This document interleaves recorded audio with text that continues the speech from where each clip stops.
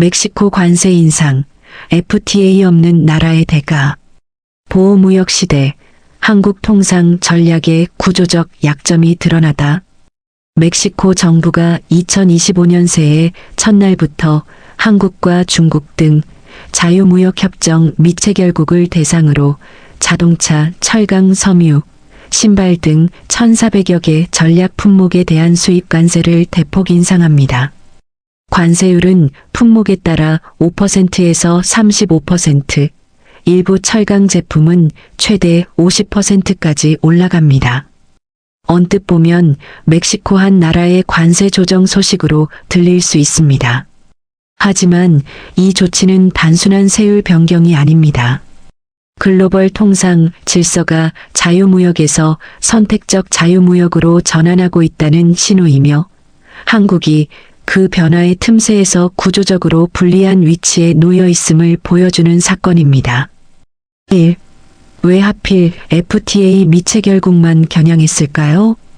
핵심은 바로 여기에 있습니다. 멕시코는 미국, 캐나다와 함께 USMCA라는 북미 자유무역 협정을 맺고 있고 유럽연합과도 FTA를 체결했습니다.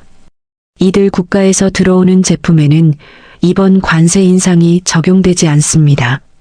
반면 한국과 중국처럼 FTA가 없는 나라의 제품에만 높은 관세 장벽이 세워진 겁니다. 이것은 멕시코가 FTA를 통상 무기로 활용하고 있다는 뜻입니다. 우리와 협정을 맺은 나라는 혜택을 주지만 그렇지 않은 나라는 차별한다는 명확한 메시지입니다. 쉽게 말하면 FTA는 일종의 멤버십 카드입니다. 이 카드가 없으면 정가를 다 내야 하고 카드가 있는 경쟁자들은 할인가로 같은 시장에 진입하는 겁니다. 한국 기업들은 이제 멕시코 시장에서 미국, 유럽 기업들보다 최소 5%에서 최대 50% 비싼 가격으로 경쟁해야 합니다. 2. 관세 인상의 진짜 목적은 무엇일까요? 표면적으로는 자국 산업 보호입니다. 멕시코 정부는 이번 조치가 자동차, 철강, 섬유 등 전략 산업을 육성하기 위한 것이라고 밝혔습니다. 하지만 그 이면에는 더 큰 그림이 있습니다. 첫째, 중국 견제입니다. 멕시코는 최근 몇 년간 중국산 저가 제품이 대량으로 유입되면서 자국 제조업이 위축되는 것을 경험했습니다. 특히 철강과 자동차 부품 분야에서 중국 제품의 가격 경쟁력은 멕시코 업체들에게 큰 위협이었습니다. 이번 관세 인상은 중국 제품의 가격 우위를 무력화하려는 방어막입니다. 둘째, 북미 공급망 강화 전략입니다. 미국은 트럼프 1기 행정부 이후 중국 의존도를 낮추고 북미 중심의 공급망을 구축하는 니어쇼어링 정책을 지속해왔습니다. 멕시코는 이 흐름에 적극 편승하고 있습니다. USMCA 회원국인 미국, 캐나다와의 무역은 자유롭게 하면서 역의 국가들에게는 장벽을 높여 북미 경제권을 하나의 블록으로 만드는 겁니다. 멕시코 입장에서는 미국 시장 진출의 관문 역할을 하면서 동시에 자국 산업도 보호하는 일석이조 전략입니다. 3. 한국 산업에는 어떤 영향이 있을까요? 타격은 구체적이고 즉각적입니다. 자동차 산업을 먼저 보겠습니다.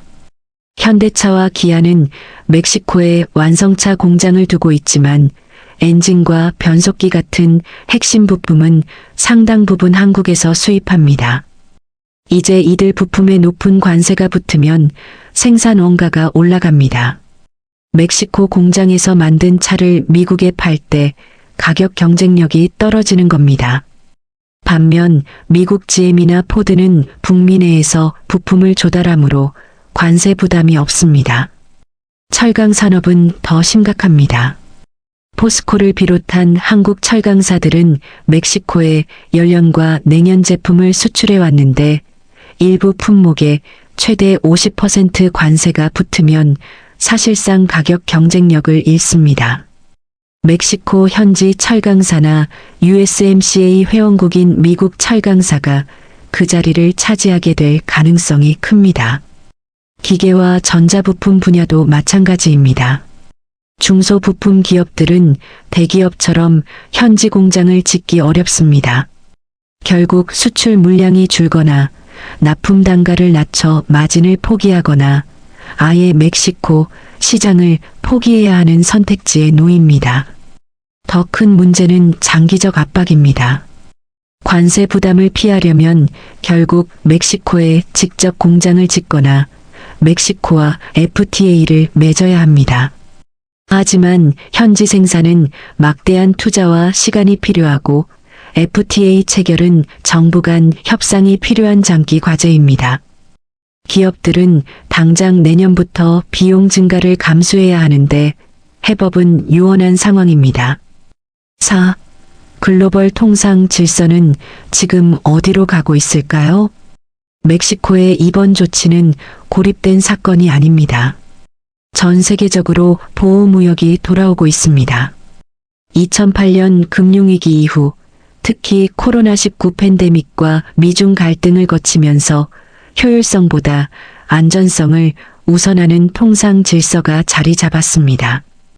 과거에는 어디서 만들든 싸고 좋으면 된다는 논리가 지배했다면 지금은 믿을 수 있는 동맹국과 안정적인 공급망을 구축하자는 논리가 우세합니다. 결과적으로 자유무역은 선택적 자유무역으로 변했습니다. 모두에게 열린 시장이 아니라 협정을 맺은 파트너들끼리만 자유롭게 교역하는 블록 경제가 강화되고 있습니다. 유럽연합, USMCA, RCEP, CPTPP 같은 메가 FTA들이 바로 그런 블록입니다. 한국은 이 변화 속에서 구조적 약점을 드러내고 있습니다. 한국은 미국, 유럽연합, ASEAN 등과는 FTA를 맺었지만 멕시코, 인도, 남미 주요국들과는 협정이 없습니다.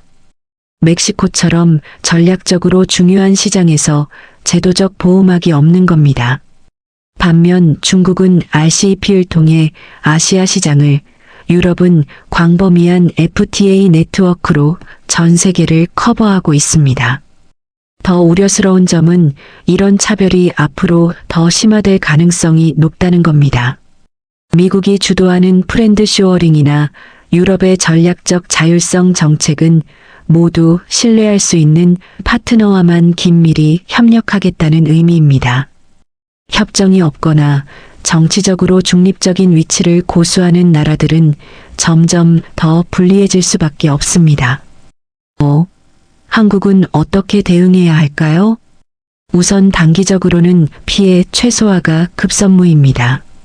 정부는 멕시코 정부와 협상을 통해 일부 품목이라도 관세 인상 유예나 예외를 이끌어내야 합니다. 기업들은 현지 생산 확대나 제3국 우회 수출 같은 대안을 검토해야 합니다. 하지만 근본적으로는 통상 전략의 재점검이 필요합니다. 한국은 그동안 주요 시장 위주로 FTA를 맺어왔지만 이제는 전략적 거점 국가들과의 협정 공백을 메워야 합니다. 멕시코는 북미 시장의 관문이고 인도는 글로벌 공급망 재편의 핵심 국가입니다. 이런 나라들과의 FTA 체결을 서둘러야 합니다. 동시에 기존 협정들의 내실화도 중요합니다. FTA를 맺었다고 끝이 아닙니다. 협정문에 명시된 혜택을 실제로 활용하는 기업은 많지 않습니다. 중소기업들이 원산지 증명이나 관세 환급 절차를 잘 몰라 혜택을 못 받는 경우가 많습니다. 정부 차원의 교육과 지원이 뒷받침되어야 합니다. 6. 무엇을 주목해야 할까요? 앞으로 몇 가지 흐름을 지켜봐야 합니다. 첫째, 멕시코의 이번 조치에 다른 나라들이 어떻게 반응하는지입니다. 만약 중남미나 동남아 국가들이 비슷한 정책을 따라 한다면 이것은 하나의 트렌드가 됩니다. 보호무역의 도미노 효과가 시작되는 겁니다. 둘째, 미국 트럼프 2기 행정부의 통상 정책입니다. 트럼프는 관세를 외교 무기로 적극 활용해 왔습니다. 만약 미국이 다시 전방위적인 관세 정책을 펼친다면 멕시코 같은 주변국들도 더 강경한 보호무역 조치를 취할 가능성이 높습니다. 셋째, 한국 정부의 대응 속도입니다. 멕시코와의 FTA 협상이 실제로 시작될지, 피해 기업들에 대한 지원책이 나올지, 이것이 중장기 통상 전략 재편으로 이어질지가 관건입니다. 멕시코의 관세 인상은 작은 뉴스처럼 보이지만 그 안에는 변화하는 글로벌 통상 질서와 한국 경제의 구조적 과제가 담겨 있습니다. 자유무역의 시대는 끝났습니다. 이제는 누구와 손잡느냐가 경쟁력을 결정합니다. 한국이 이 변화에 얼마나 빠르고 전략적으로 대응하느냐가 앞으로 우리 기업들이 글로벌 시장에서 살아남을 수 있느냐를 결정할 것입니다.